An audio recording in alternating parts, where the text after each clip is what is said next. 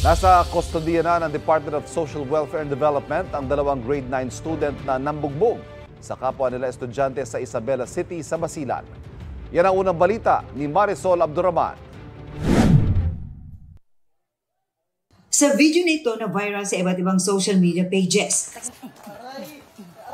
sinuntok, siniko at sinipa ng dalawang estudyante ang isa pang mag-aaral. Kahit umiiyak, tuloy pa rin sila sa pananakit. Nangyaring insidente sa Basilan National High School noong June 25. Kinumpirma ito ng prinsipal ng paaralan. Sa pamamagitan ng sulat, nireport ng paaralan noong June 30 sa Isabela City Police Station ang pananakit sa 15 taong gulang na biktima. Katuwaan, konsunadaan, trip, parang ganun. Dinala sa ospital sa Zamboanga City ang biktima na isang grade 10 student na nakaranas ng pananakit ng ulo at pagsusuka. Pinadala po na sa local hospital.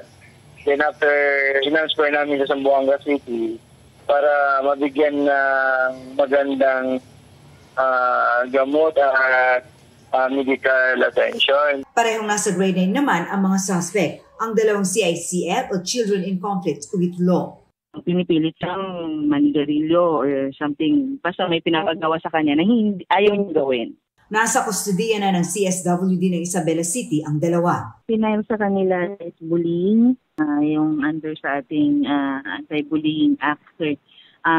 Pero since minors po sila, they will be handled in court in accordance to Juvenile Justice and Welfare, yung ating, they will be considered as CICL. Magkakaroon na raw ng police visibility, hindi lamang sa labas kundi maging sa loob ng campus. Pina-activate na rin daw ang mga CCTV sa eskwelahan at kahit walang klase, bawal magtambay sa loob ng classroom. Close monitoring inside the classroom para yung wala doon sa loob ng classroom, matawag agad ang pansin ng magulang. Sinusubukan pa namin makunan ng pahayag ang Department of Education at ang mga sangkot sa insidente. Ito ang unang balita. Marisol Abduraman para sa GMA Integrated News.